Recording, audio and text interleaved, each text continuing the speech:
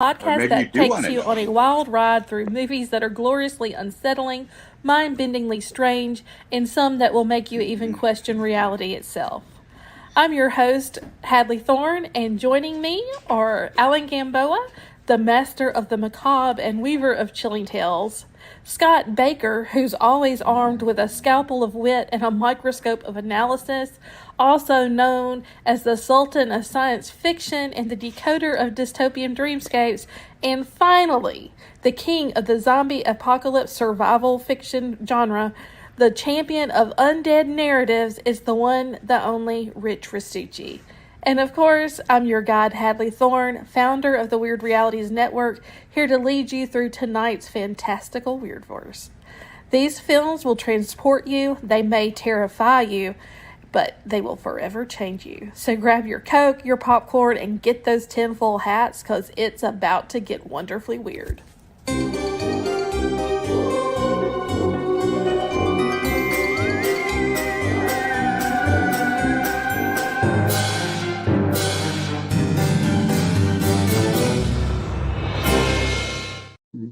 Happy Thursday, people. Howdy. Woo. Thursday, everybody. See the excitement. Good Thursday, everybody. Woo. Say it. Say good Thursday. Almost Friday. Hi, Max. Got Max Crumb in the house. We've got 4 people in the waiting room. Who are they? Nice. We're better than a dentist's office. I know. Oh, somebody jumped off. They said dentist. Ah. Oh, sorry. We're better than a massage therapist office. How about that? Depends on what kind of massage therapist you're seeing. Yes. Alan, and it's happy and A happy ending for all, so I don't know. big Greg and Max. All right, kids. Hey, Well, Craig. Hey, Greg. I don't know what the weather's like where you're at, but it's been hot in Mississippi. But it's not humid, so we're enjoying it. It's like a cool day. It has been unseasonably cool here. Yes. I've been on the back porch every day this week. It's been in the 70s with no humidity. You've been on the back. I was going to say something, but I'm not. What were you going to say, Alan? Nothing. I will not say no. Well, it's 91 degrees in the daytime here, and it feels like 91 instead of 107, so we're considering that a win. Yeah. Okay. It's been unseasonably. 58 degrees here right now. Yeah, I think we got to maybe the low 90s. It is nice today.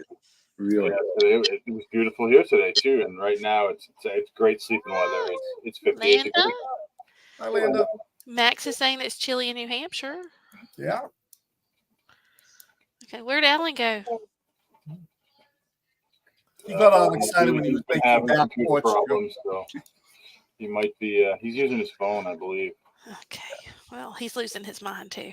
All right, so this week's movies are unthinkable. Unlike Unbreakable, which I thought it was. I had to look it up. Yeah. Unbreakable is a Samuel L. Jackson movie too, Yes. which is a spine-tingling thriller, but it wasn't this week. So Unbreakable, which was good, and Knox Goes Away. Is that what the name of Knox it Goes is? Away. New movie with Michael Keaton. And then we're going to be talking about our new series, which is I can't wait to talk about the new series. So it's Bad Monkey for those who want to know. All right, so who wants to get started with the movies? I think Alan is. You should go first because Alan looks like he's having some troubles. I'm gonna text him and see what's going on here. But yeah, you go for it, Scott. All right. My movie was Unthinkable, 2010, with a phenomenal cast. Samuel Jackson, Carrie Moss, Stephen Root. And I love this movie because when I was first introduced to it, I was working nuclear weapons issues for the CIA. So I had a Q clearance. This movie struck home because I could actually picture myself in this situation. Let me read you the IMDb. A convert to Islam who is Michael Sheen, who plays Stephen Arthur Younger, a convert to Islam, sends the U.S. government a tape showing him in 3 nondescript storage rooms, each of which may contain a nuclear bomb set to detonate in less than a week. He says, I've stolen 15 to 18 pounds of plutonium, which was enough to make the 3 bombs. Helen Brody, played by Carrie Moss, an FBI agent, is tasked with finding the bombs while a CIA consultant, Noah's H., Samuel Jackson, interrogates the suspect who has allowed himself to be caught. The CIA handler is Stephen Root. This movie is deeply disturbing, not because of any horror aspects, not because of any creepiness. It's because Stephen Younger, what you find out he was, and I'm cutting over a lot of stuff. The first hour in movie is plot and character development. And we got 2 Allens. He's cloned. Can you hear me? Can you guys hear me? Yes, I can hear you. All right. My camera's doing my computer's doing some weird shit. So you're going to have to deal with 2 of me. I don't know if we can handle that. So Samuel Jackson is an interrogator. He learned his trade in Afghanistan. He is now in the witness protection program because there are so many governments and so many people who want to execute him and his family. Because it's 3 nuclear weapons hidden in the city, they decide, let Samuel Jackson go. Now, Carrie Moss is the exact opposite. She's the moralistic FBI officer. She thinks she can convince Stephen Younger to talk by doing the typical police game. You know you're in trouble. You can cut a deal with us. We don't want to hurt you. You really don't want to hurt anyone. You find out whether that works or not. Stephen Root, the CIA hand for Samuel Jackson, I loved him in this movie. I related to him in this movie. He was very good because he was ready to go as far as he wanted to. And he knew he was protected, and he knew that Samuel Jackson would be protected.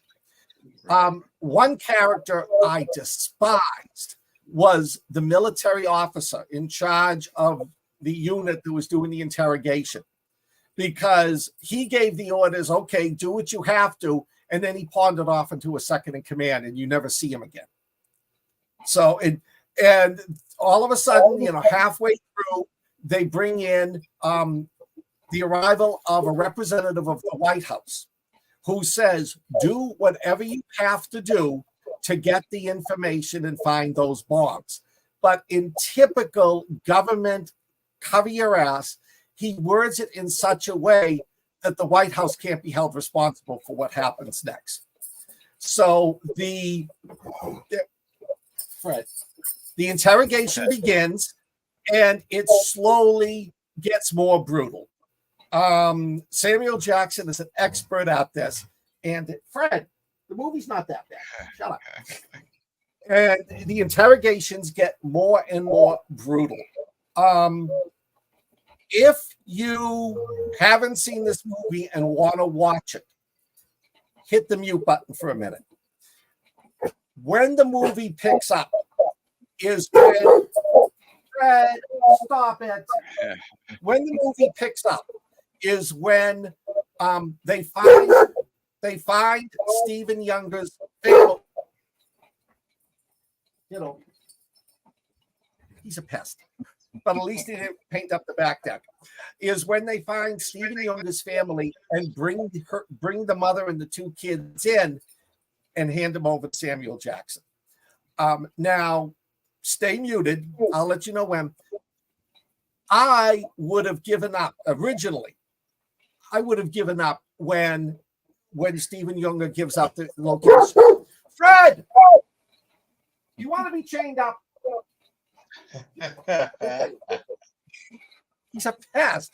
I would have given up when Stephen Younger said, okay, here's the location of the 3 bombs, because that's the unclassified version. You need 6 pounds of plutonium to make an atomic weapon.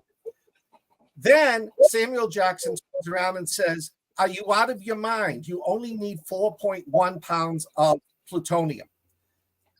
My jaw dropped open. That's classified. That's QR clearance code. I don't know how it made its way into the movie, but 4.1 times 6 times 4 is 16.4, which was within 18 pounds he had obtained. But at that point, like, okay, too late. I prepared this. You can unmute. I think this movie was fantastic because it really goes into the different characters, how they felt. You know, what would you do if you were responsible for finding out where 3 nuclear weapons were that could wind up killing millions of people?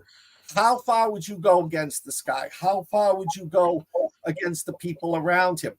When, if any time, to stop? And I think this movie, the second time I watched it was tonight. I thought it was brilliant. All the subplots that move their way through and then come together in those last 15 minutes. It's an extremely intense movie. Like I said, it's disturbing because it's more of a reality. You know, what would you do if you were in that room and had to make the command decisions? You know, that life for millions of American citizens. Yeah, it made me think a lot. Pass it on. It was one of those. Go ahead, I Rich. did not have the same reaction that Scott did. Though I will say that often during this movie, I wondered, was Scott the Samuel L. Jackson character, or was he the Carrie Moss character? No, I was the Stephen Root character. I was the Stephen Root guy. So. Yeah. That's where my mind went with. I felt like it was really busy, and the ending, I just was like, "What happened?" Like, I was expecting more. Yeah. So that was kind of my take. Was I had more questions about Scott Baker's career than anything else. Because he really likes this movie, and I was like, "Whoa, why does he really like this movie?" So, sorry, Scott. I will say I like Michael Sheen. I think he's amazing. And every time I looked at him, I just couldn't help but think of Good Omens, and I was like, "This is a far cry from Good Omens, isn't it?" So. But and also, he was, and those of you who don't remember, he was in Underworld. If you recognized him. What was his name in Underworld? Lucian. And man, for a not so good looking guy, this man has more luck with the ladies than any ugly man should have. He lived with Kate Beckinsale. He lived with his current is like this beautiful, like, Swedish actress, and for a while, I think for 4 years, he was partners with what's her name, Silverman, the comedian. Sarah Silverman. Sarah Silverman. Yeah. So, just a little sidetrack there, but and I don't know. What do you guys think about it? We lost Alan again. Oh, am I up? Yes. I can't wait to never see this movie again. This is really? I don't like torture movies. I don't like Saw and Hostel, and I know that puts me out with a lot of people on horror movies. But torture is just, for me, it's just really personal. You know, it's just awful to watch that happen. But the simple fact is, and this was, kind of the point of the movie, I hope I would have the courage to torture that guy if it came down to it. Yeah. If it came down to it, I don't think that I would. I don't think that I could do that to someone. But the simple fact is, if you don't do that to someone, if you don't do that to this guy, 10 million people are going to die. So, I mean, what do you do? That said, it was very well acted. Like you said, Scott, the subplots they did really well, especially with the families. Not just the bad guys' families, but Samuel Jackson's families too, who actually is he's just another bad guy. But it was a hard watch for me, just because I just don't like that torture shit. And then on top of it all, one of the tortures was they went at the guy's teeth, and it's got a particularly horrible aspect of torture is the teeth, and it just gives me the willies straight up. No, I can't do this, but I did it, and I watched it. And when they brought the wife in, I was like, they're not going to torture her. Nothing bad's going to happen to her. I won't say what happens, but it wasn't good. And then after that, they're like, well, he didn't give us the location of the bombs. Let's bring in his children and just give them to Samuel L. Jackson, who is a torturer. And he says, oh, I'm not going to hurt the kids. I'm not going to hurt the kids. He was absolutely going to torture those kids. They broke in. They got the kids away from him. But it's just really, really, it's awful. That whole thing is awful.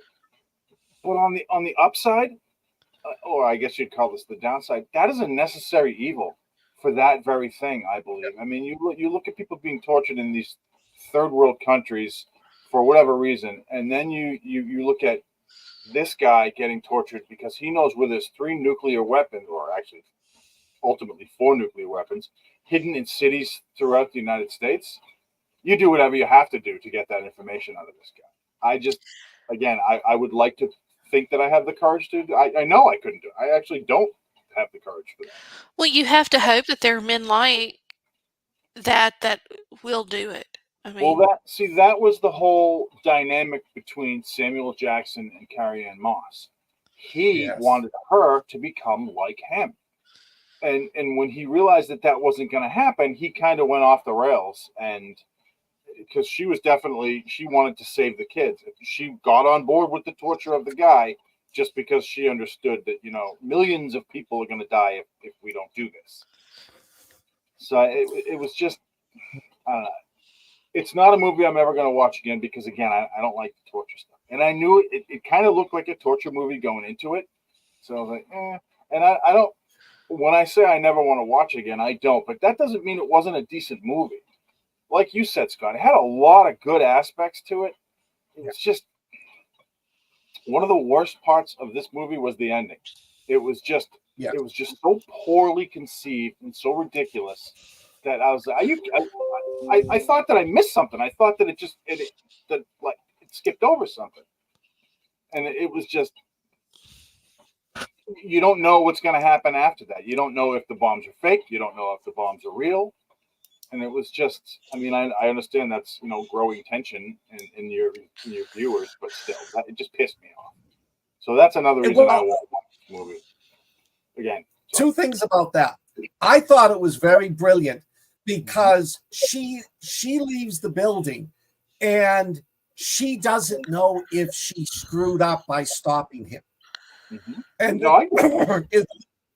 it leaves that up in the air, but apparently there was an alternate ending that they took out, in which they go into one of the warehouses, they find the atomic weapon, and as they're defusing it, the camera cuts to a scene behind the wall where the other one reaches 0. Oh. So in the original cut, there were 4. So, that would have saved the ending of that movie. I was just discussing that I did not particularly enjoy watching the film. It just wasn't for me. But now that you're here, what do you think? It had some intense parts in it. It's not, I don't know. I thought it was okay. I hated the ending.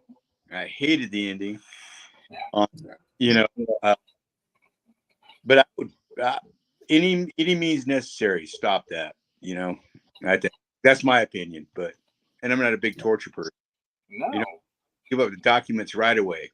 Yes, the Magna Carta is hidden in my underwear. Don't poke me with a stick. I mean, I I'd be the first one to break because I don't, and they're gonna kill you.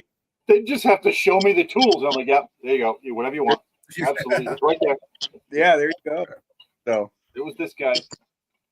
It was okay. That was the one thing I'm sorry. That was the one thing I liked. He was military. He was trained to withstand torture. Right. Yeah. Former Delta, they said. Yeah. And he's a vampire. Yes. Yes. So, yeah.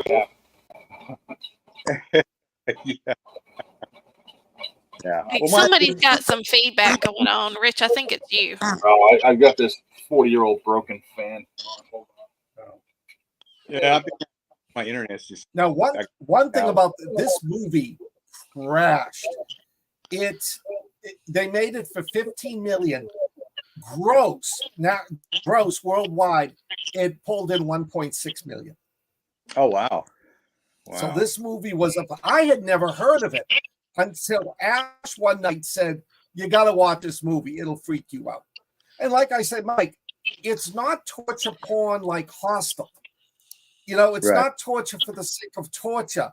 It's, do we torture to get information out of somebody to save American lives? And like I said, it really had an impact on me because I could see myself someday, rarely, but what would I do if I was thrown into that situation? What would I do if I was the Stephen Root character?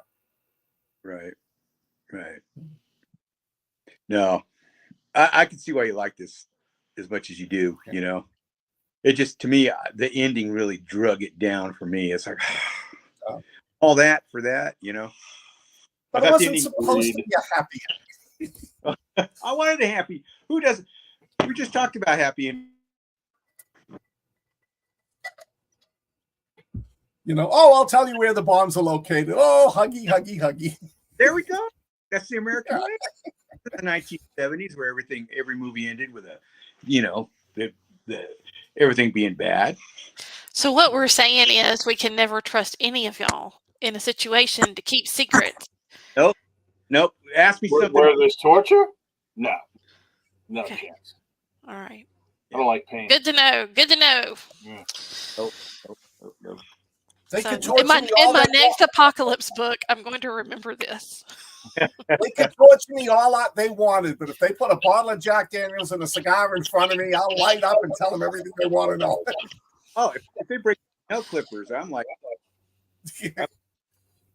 Biden's in the bunker. I don't know. Play rap music. Jesus. I'm with you there. Taylor Swift song over and over and over. No, I always said the best way to torture them is just to stick them into the It's a Small World ride and just keep them going through until they crack. So what are we giving this one? Okay. Well, I'll give it a 3 for effort. What about you, Scott? 5.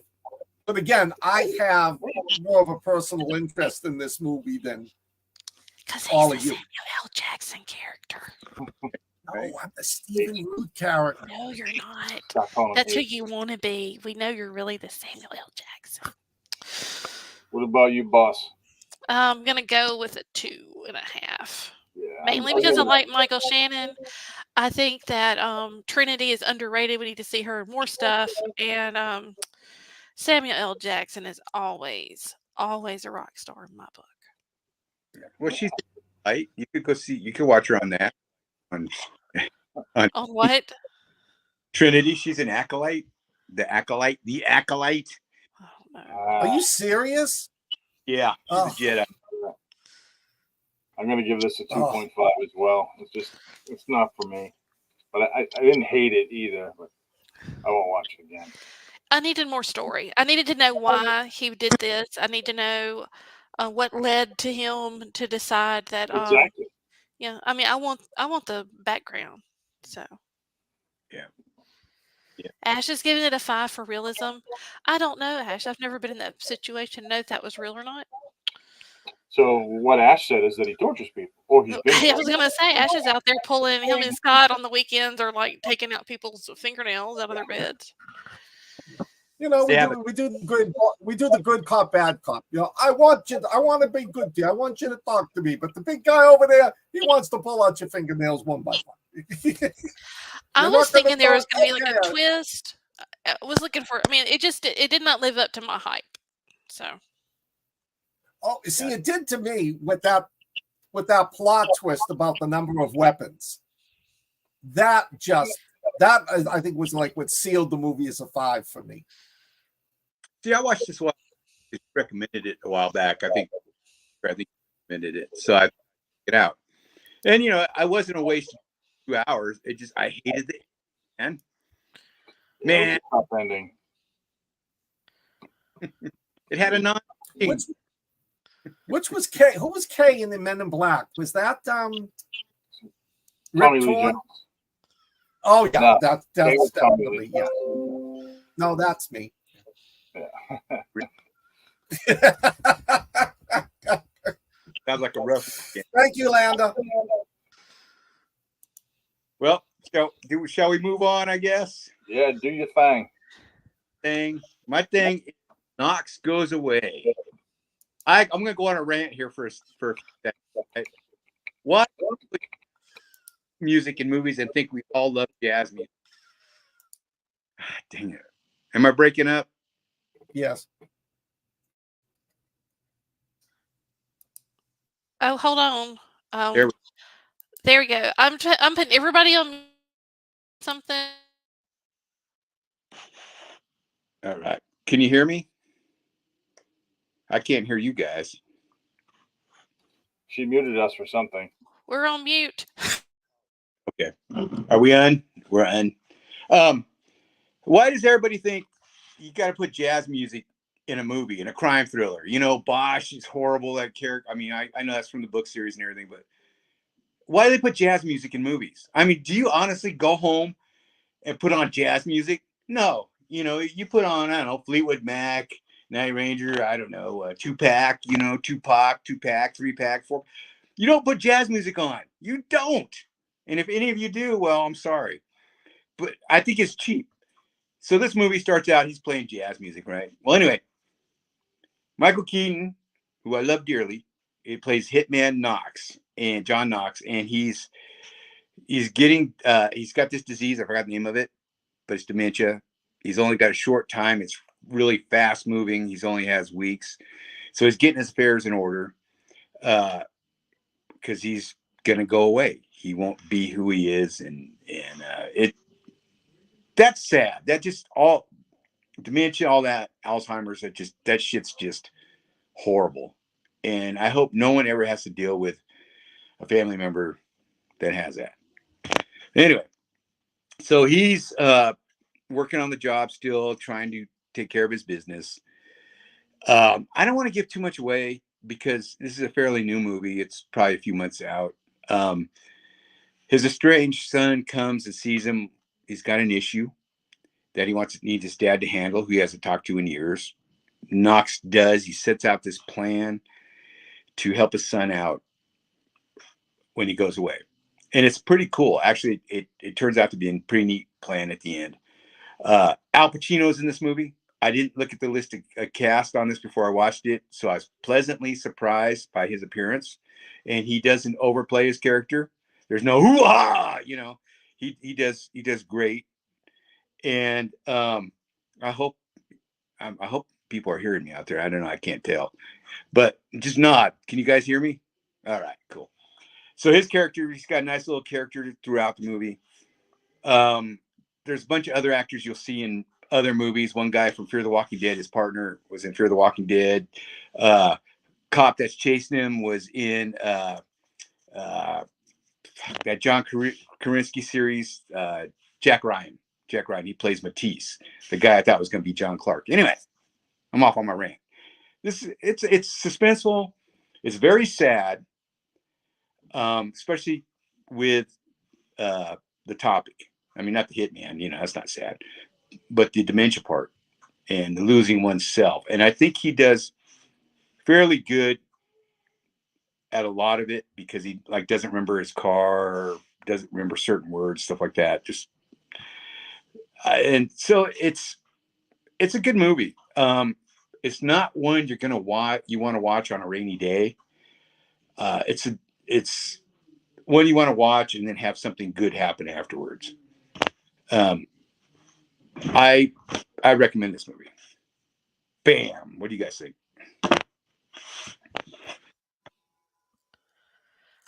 I only watched half of it. I fell asleep.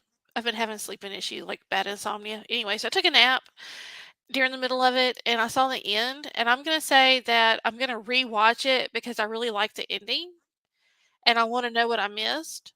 So I think that if you haven't watched it, you should.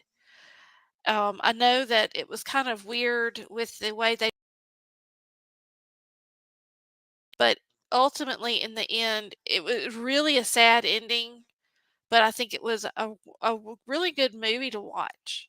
And if you like Michael Keaton, I mean, it's Michael Keaton, and he's doing what he does, which is great work. Oh yeah. Oh yeah. He's a great actor. You know, I though I want to see him, do Night Shift. I want to see him do another Night Shift movie. We Gung Ho. I want to do another one of those. I know he's doing, but I want to see that comedic flair. You saw a little bit of it in the other guys. He was great in the other guys as their captain. Well, Beetlejuice is coming out. Is he in Yeah. it? Yeah, I can't wait to see that. But I want to see him play like the dude from Night Shift or the dude from The Squeeze or Gung Ho. Just that little smart ass guy that's just talking. Mr. Mom, Alan. Mr. Mom. I want to see one of those movies before he goes away. What do you guys think?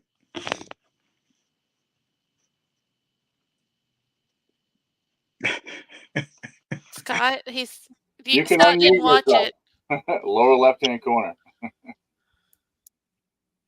Rich. Okay, I guess I'll go.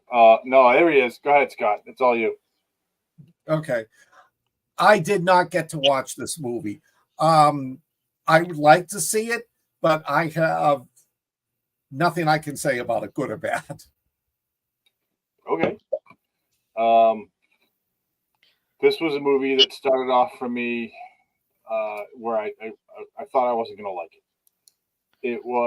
It's one of those movies where they tried to portray someone with dementia, and the way they're doing it with this like stuttering film, I just didn't like it. That wasn't for me. As the film progressed, you get into what Michael Keaton's plan is to save his son, who has done something he shouldn't have done. And he thinks the cops and perhaps the bad guys are going to come after his son. So he comes up with this plan to save his son. The only problem is half the time he can't remember the plan. Sometimes he can't remember his son because he's got something Jacob disease. I don't know, it's like a really fast dementia that happens in weeks. The span is weeks instead of years. Sometimes it's decades with Alzheimer's people or patients. But this thing is like super fast, and the doctor tells him he's gonna have moments of lucidity, and then he'll have less moments of lucidity, and soon the moments of lucidity will be, extremely rare, and he just won't remember anything. And it's a fatal disease as well. So it's really insidious and it's awful. And the way they portrayed it, like the actual what Keaton was thinking or trying to think, it just didn't work for me. I didn't particularly care for it. It was kind of annoying. But as the movie progressed, I thought Keaton did a really good job playing someone in that position, in a position of being a contract killer and not being able to freaking remember anything. It was pretty good. And several times, he's being questioned by the police in one scene, and he's telling the cop that's questioning him, "Oh yeah, I just saw your father the other day," and she's like, "Dude, my dad's been dead for 12 years," that type of thing. And so he was excellent at showing the confusion on his face, and that was pretty good. The way that was done was pretty good.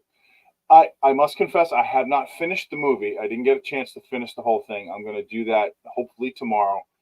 But there's Keaton's character is doing something in the film that the whole plan, I just don't understand it right now. Alan said that it comes together and it's actually pretty cool. And I kind of can't wait. This is a movie that I want to finish, and I will. I'll watch it tomorrow.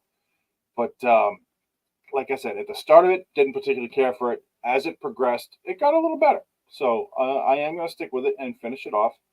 Keaton I think he's one of the best actors of our day. I really do. And I'll just kind of leave it there. I'm going to agree with you. I think that it was really a good, like what I saw at the end, like I said, it makes me want to rewatch the whole movie. So I will be rewatching it. Because I did see the end, and the end was well worth putting the time in to watch it. So. Outstanding. Okay, I'm muting you guys.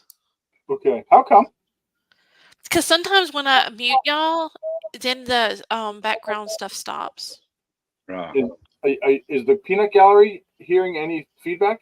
Are you guys getting it? Are you guys, Scott and Alan, are you getting feedback? I'm hearing some of the feedback, yeah. Yeah, I think it's you, Rich. Because when I mute you, it stops. See, do y'all hear it now? Yeah. Right. How's it now? I just turned my speaker down. Better. Is it better? Okay. I still hear it. I have this big speaker down here, this thing, and with the big belly. And that, I thought it was thank you for the crotch shot there. You have a big mic, I have a big speaker. It's not my fault if you get speaker envy. That's on you. It could be this thing because it really does kick out a lot of wattage. So at least like half a watt. So it's pretty good. Okay, so Alan, what are you going to give this movie? I'll give this movie a 4. Just the subject, it was hard. The end of it was hard for me. Go through that with but it's still brought my dad and me. Not at all. Okay, now Alan's having issues. Yeah, Alan, you sound like a mutated pygmy or something. I don't know what it is, man. And I say, guys, shut the shut the microphone off. Let them talk. Yeah, our internet's really. Can you hear me now? Do you have a booster for your signal? Sometimes.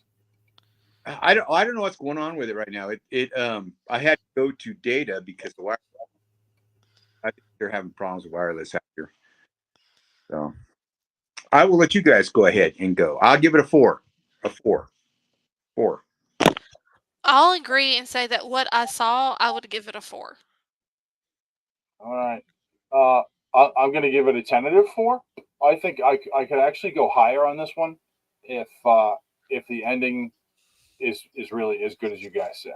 Because this is, like I said, I thought this. I went into this movie not knowing anything about it.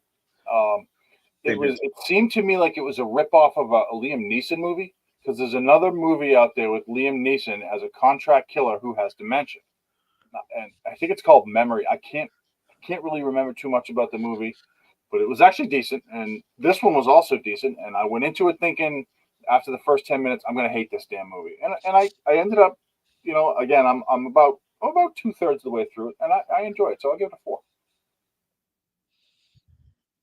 All right then. Yep, so Scott, watch it and let us know what you think the next time we talk. All right. And now's my excitement because I have roped y'all in to watching a new series. It's an Apple TV series by the name of Bad Monkey, starring the one, the only Vince Vaughn. And I am loving the show. They dropped their new episodes on Wednesday. So last week was the first week, and they let 2 go, and they just dropped the third episode yesterday. And so, oh my goodness, look at Alan. Bad Monkey, spank it. And so this was a recommendation that I gave y'all. So I'm very interested to know if y'all are loving it like I am. And I will say this in case you're watching at home. The Vince Vaughn character occasionally says things that I think Rich Restucci would say. Like what? I can't think of anything off the top of my head. Don't put me on the spot like that.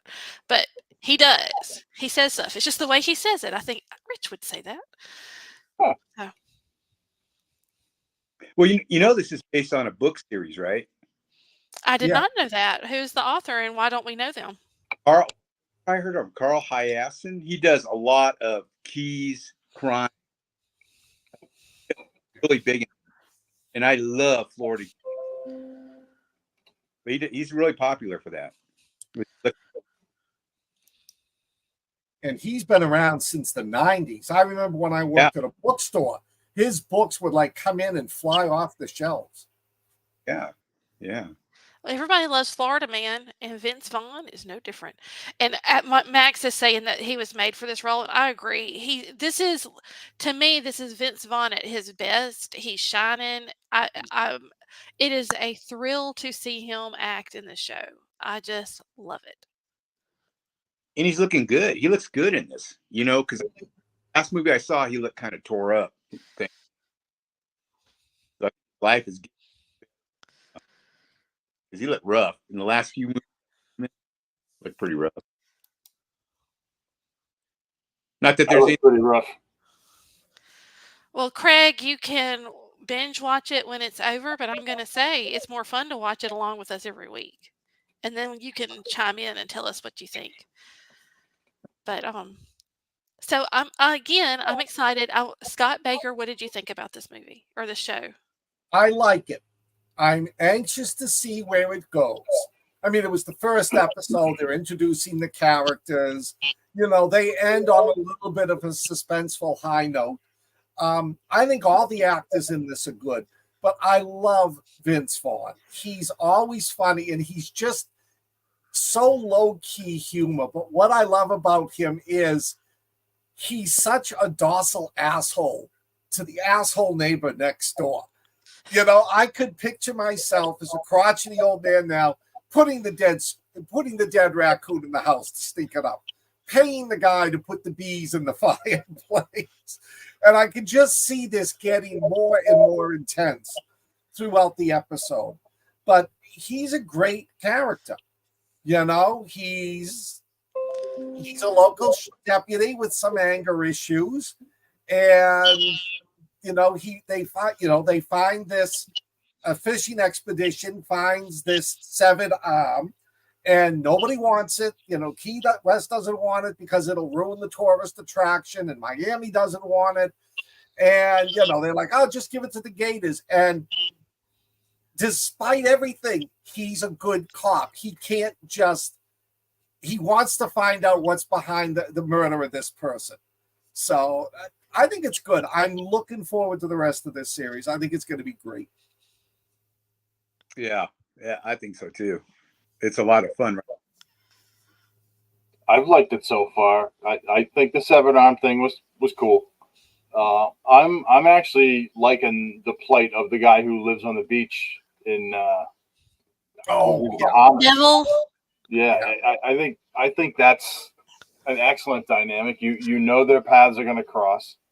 I'm hoping they'll be buddies and they'll try and, because I don't want to wreck it for anyone who hasn't seen it, but anybody that does what Vince Vaughn does and then what Neville does, there's a tie-in and you can see immediately. And like you, Scott, I think the dynamic with the dickhead neighbor next door is one of the best parts of it. Yeah, one of the best parts of the show. I've actually seen the first 2 episodes. I haven't watched. The third one is out. The third one. It came out yesterday. Yeah. Now, does the little battle between the neighbor and Vince Vaughn continue? Yes. I actually thought that the bees were in the second episode.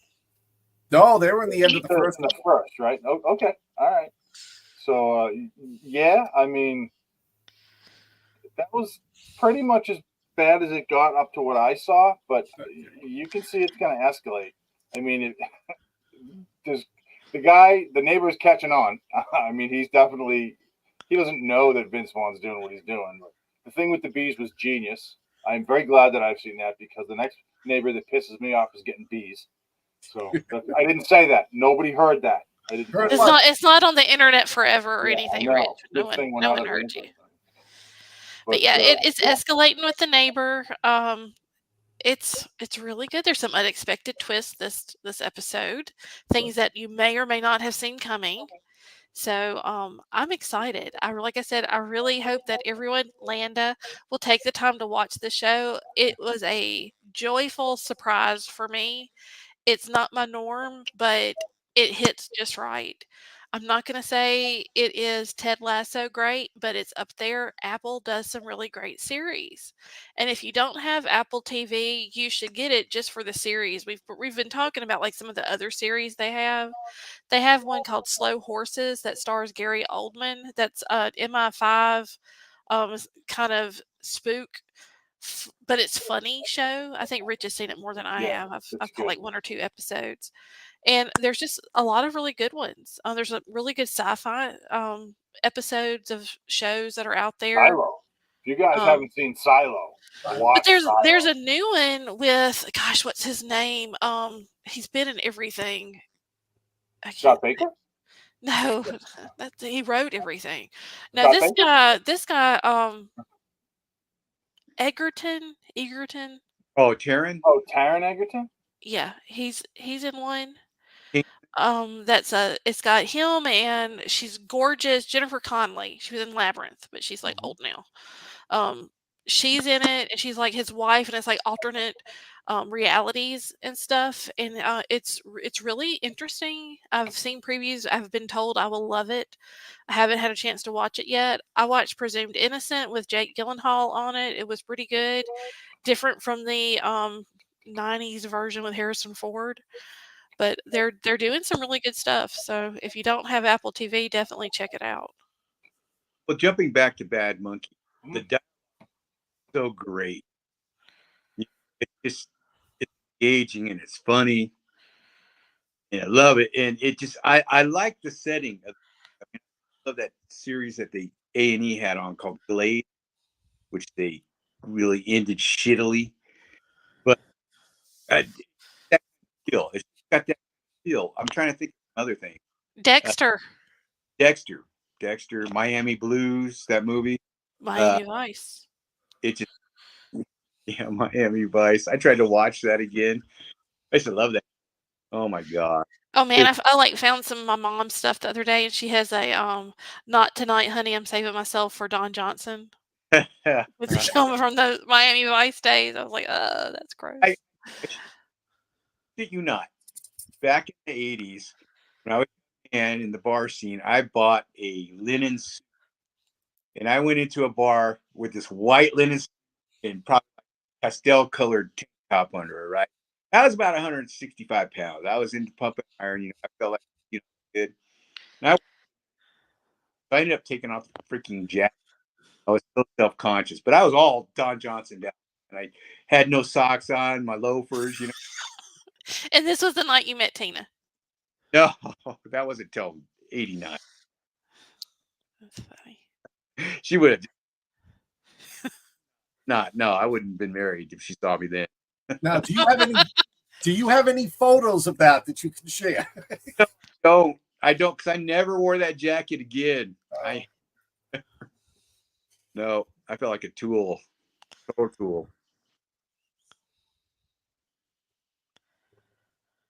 What'd you say, Rich? Oh, Rich, you're on mute. Have you ever seen a show called Claws? Yes. CLAWS. It's a bunch of or not a bunch, but several women that do nails. I've seen it. It takes place in Florida. I believe it's Palmetto, Florida, and it's actually a pretty decent series. They get involved with this drug dealer guy, and he ends up getting a little bit of amnesia. I recommend that show if you haven't seen. I think I saw the first season or maybe 2 seasons a few years ago. They stopped making it around the pandemic. I don't know if that had anything to do with it, but it was hilarious. Yeah, it was really. It made fun of Florida Man a lot, but it really was hilarious. My wife got me into it. It's not a show that I ever would have watched, and she got me, and she's like, "I want to watch this. You watch with me." It's like, okay. and it was great. It was really funny.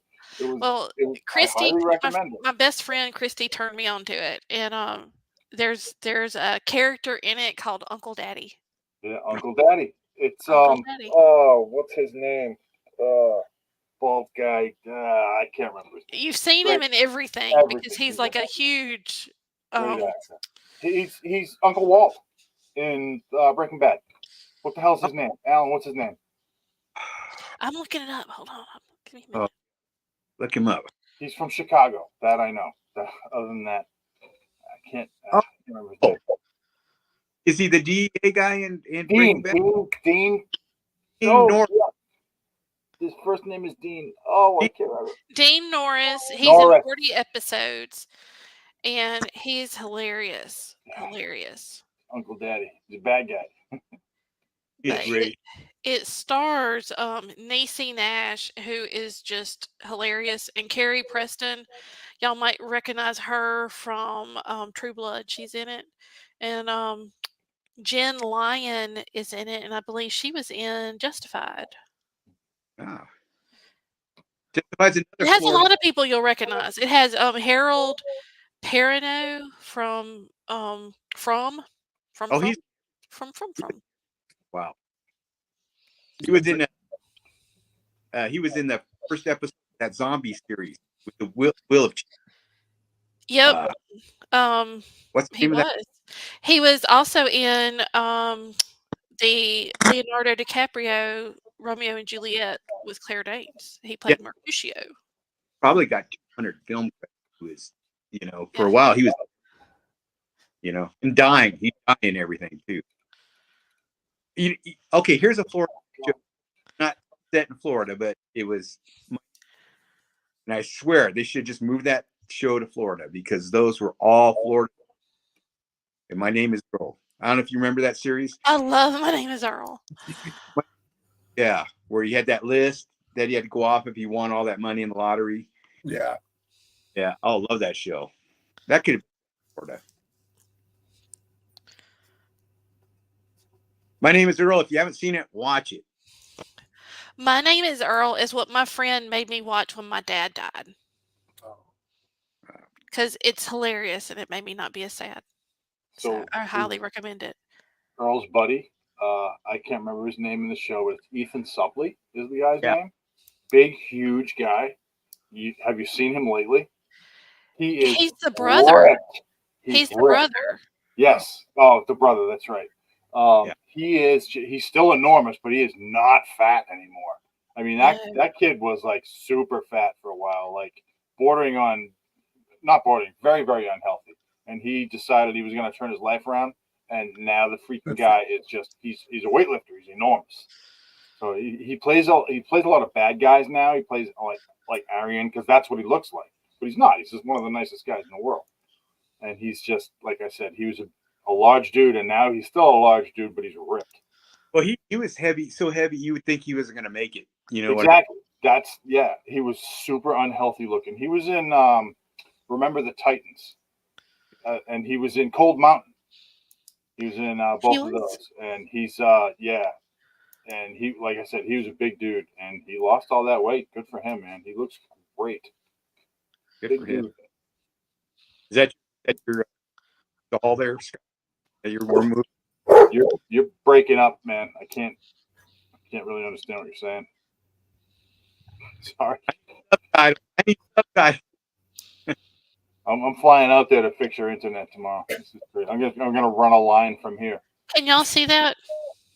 See what? The screen. Red sees it. What screen? Obviously not then. I'm trying to share the screen with the kids at home. Oh. No, ma'am. How about now? No. Nope. Still see the four of us. Craig, that's why I had to snap at him earlier. Okay, well. Just pick him up. Put him on screen. He weighs 80 pounds. So do I. Only 80. Yeah. I bet Ethan Suplee could lift him. Yeah. Everybody wants to see. Yeah. Oh, do we know? What are we doing next week?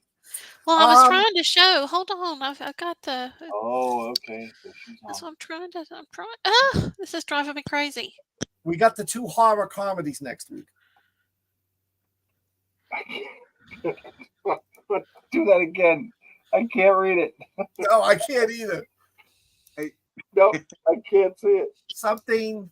Yeah. No, y'all don't want to see me. Yes, we do. You're the prettiest one of the group. That's what y'all think.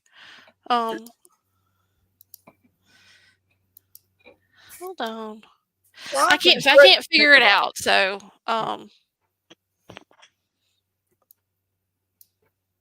yeah, I can't figure it out. So we're gonna have to. I'll just have to tell y'all. So I've got a card that y'all should be able to see. I'll send it out later, but it gives the countdown to Halloween. And next week we're doing horror comedy, and the movies that we have slotted are Big Trouble in Little China and Dale and Tucker versus Evil. Yes. One of the best horror comedies ever made. And we will be talking Bad Monkey again. So yeah. I'm down. Nice. I like all of those things. I've seen both of those movies already, and I will absolutely watch both of them again. Yes. Dan, I told you not to. He's figured it out. All right. Well, so you know what Halloween is. Yeah, the anniversary. Yeah, will be our 4-year anniversary. Wow. And we will also be celebrating it's Halloween night when we're doing our show. So y'all need to let me know if y'all are going to be available. Oh, I'll be available. I think we've had 2 kids come to our front door for Halloween ever. And it'll be 10 o'clock p.m. So everybody should be done by then. All right. And there's Doc, late, but hey, Doc.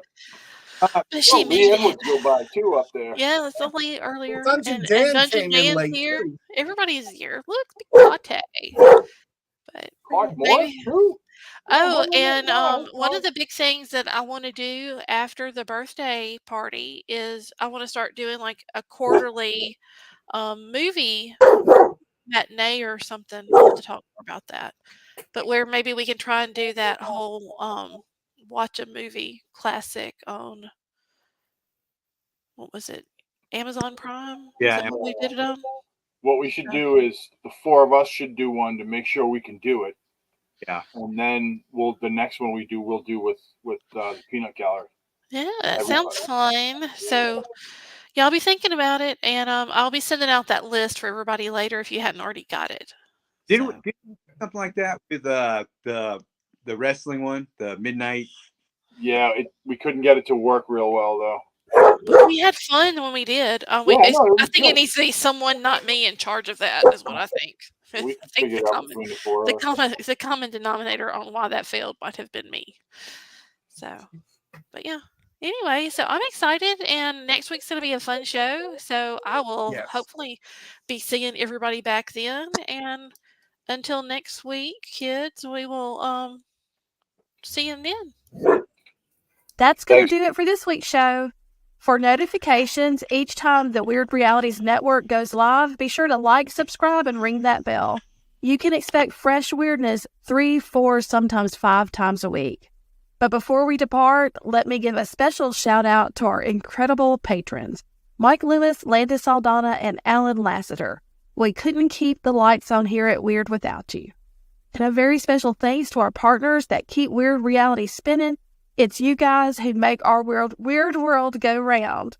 And if you're interested in supporting our endeavors, consider joining the Cabal of Weird over at Patreon. And keeping you entertained and bringing you new content is our goal with every cent that you donate. And if you are interested in partnering or sponsoring, be sure to send us an email at weirdrealities@gmail.com. We are always interested in making new friends and creating a new tapestry of strangeness with you. So, until next week, kids, stay weird, you beautiful weirdos.